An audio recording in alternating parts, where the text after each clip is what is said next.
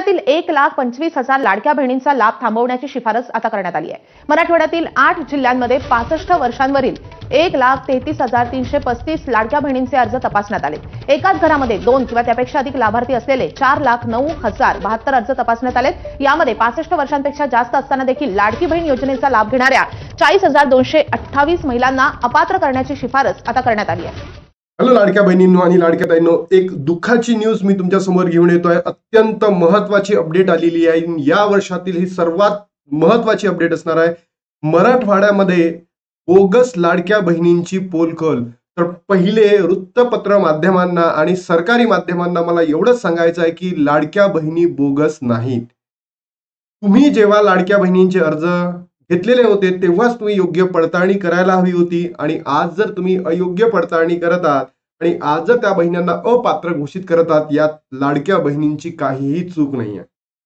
तर सरकारकडे नम्र विनंती आहे की तुम्ही लाडक्या बहिणींना अपात्र घोषित करा, चालेल, पण तुम्ही बोगस म्हणू नका। आणि अपात्र घोषित केल्यानंतर तुम्ही त्यांना प्रॉपर रिझन सुद्धा द्या। लाडक्या बहिणींनो, तुमच्या मनामध्ये असंख्य प्रश्न उठलेले असेल, तुमच्या मनामध्ये असंतोष निर्माण झाला असेल, तुमच्या मनामध्ये सगळ्याच गोष्टी आहे, तर या प्रत्येक गोष्टीला मी या व्हिडिओच्या माध्यमातून तुम्हाला सॉल्व्ह करून सांगणार आहे। बघा लाडक्या बहिणींनो, 14वा हप्ता म्हणजेच ऑगस्ट महिन्याचा हप्ता असंख्य बहिणींच्या खात्यामध्ये अजूनही पैसे जमा झालेले नाहीयेत, आणि यातच मराठवाड्यामध्ये जेही रिजन येतात त्या रिजन मध्ये 1,25,000 लाभार्थ्यांचे लाभ थांबवण्याची शिफारस केली गेलेली आहे। 1,25,000 लाभार्थ्यांचे लाभ थांबवणार आहेत, म्हणजे 1 ऑगस्टचा हप्ता आता 1,25,000 बहिणी कुठल्या मराठवाड्याच्या रिजन मधून मिळणार नाहीयेत। पण हा आकडा थोडासा कमी झालेला आहे। मग यामागचे रिझन्स काय आहेत? यामागचे रिझन सुद्धा आपल्याला समजून घेणं गरजेचं आहे। लाडकी बहीण योजनेमध्ये नवीन नियम बदललेले आहेत। तुमचा अर्ज रद्द होणार का हे ताबडतोब तपासा।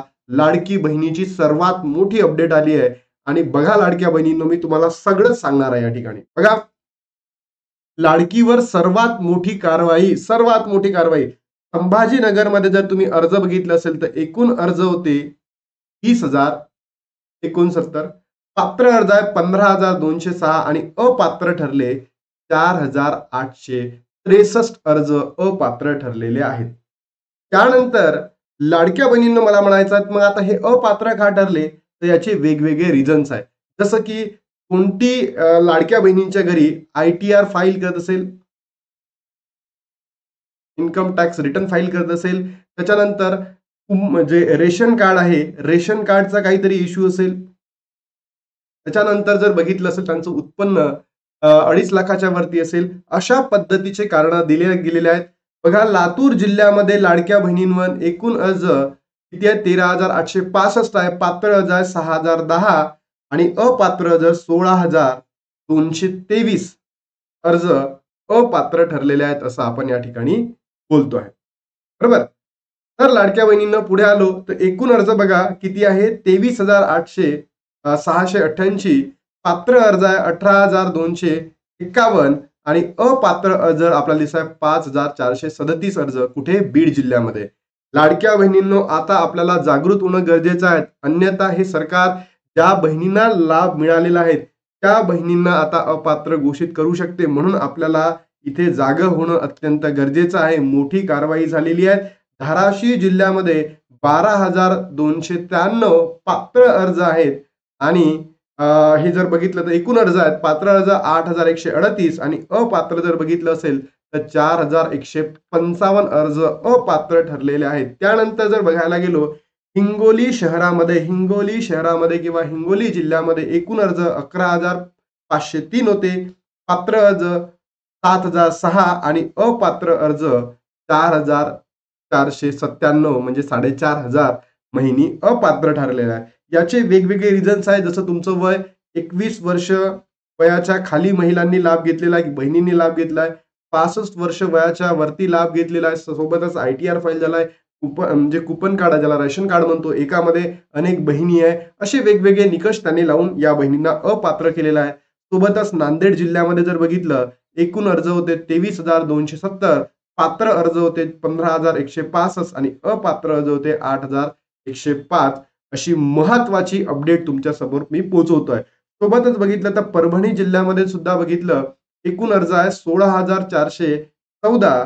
पात्र अर्ज आहे लाडक्या बहिणींनो 14,027 आणि अपात्र अर्ज आहे 2,387. या पद्धतीची अपडेट आपल्या समोर आलेली आहे आणि ही अपडेट मला सरळ सांगायचं आहे की सरकारने जे काही केलं आहे हे चुकीचं आहे. सरकारवर याच्यावर आपण कडकडाटून टीका करूयात, कारण जेव्हा निवडणूक येईल, बरोबर, निवडणुकीपूर्वी तुम्ही प्रत्येक लाडक्या बहिणींना सरसकट पैसे दिले, निवडणुकीमध्ये तुम्हाला जिंकून यायचं होतं म्हणून. पण आता निवडणूक नाही आहेत म्हणून तुम्ही माझ्या लाडक्या बहिणींना अपात्र केलं का, हे सुद्धा महत्वाचा प्रश्न आता आहे.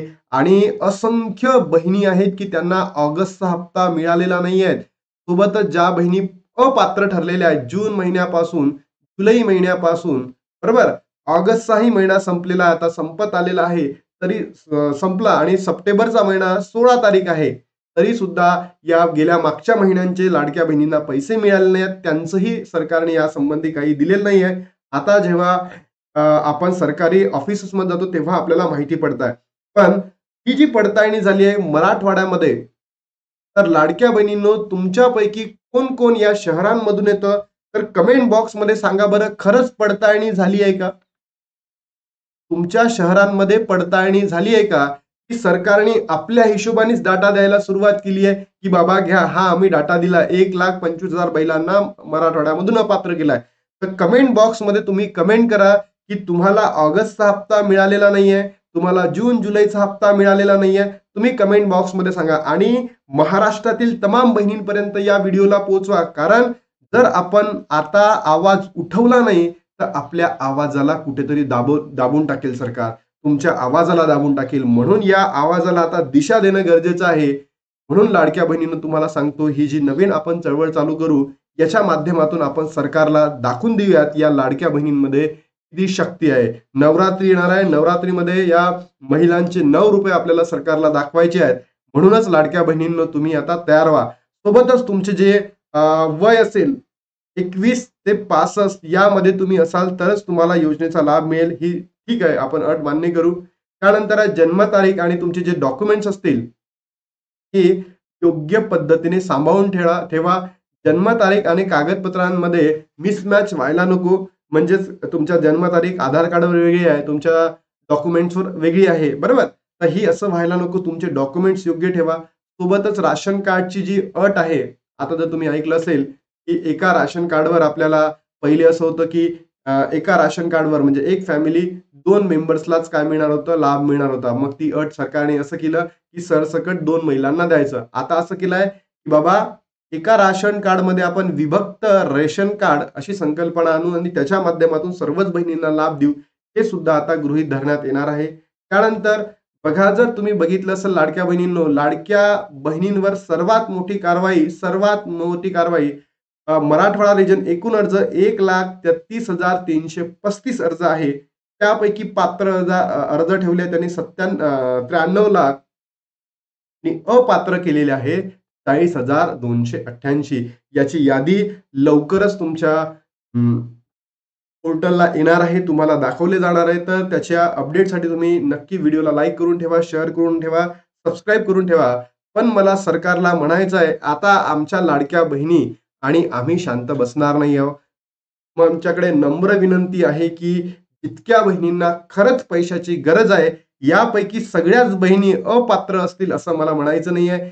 यापैकी काही बहिणींना म्हणजे 70% बहिणींना तरी तुम्ही पात्र करावं, कारण त्यांना खरंच पैशाची गरज आहे. ज्या बहिणींना गरज आहे त्यांना तुम्ही अपात्र केलं आणि ज्यांना गरज नव्हती त्यांना तो लाभ देत आहे, हे चुकीचं आहे. म्हणून लाडक्या बहिणींनो तुम्ही सुद्धा या व्हिडिओला महाराष्ट्रातील तमाम बहिणींपर्यंत पोहोचवा आणि सरकारला आपल्याला जो संदेश द्यायचा, जी मागणी करायची आहे ती सुद्धा आपण व्यापक पद्धतीने करणार आहोत. चला लाडक्या बहिणींना इथं थांबतो आणि भेटतो नवीन व्हिडिओमध्ये. तोपर्यंत जय हिंद, जय महाराष्ट्र, जय श्रीराम.